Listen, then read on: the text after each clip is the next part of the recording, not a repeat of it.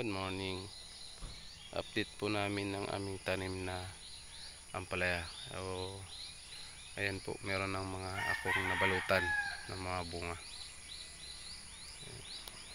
So ngayon po ay tatanggalin ko yung sa tingin ko ay payat na bunga para makapag-focus siya doon sa ibang magandang bunga niya. So ito po. So yan.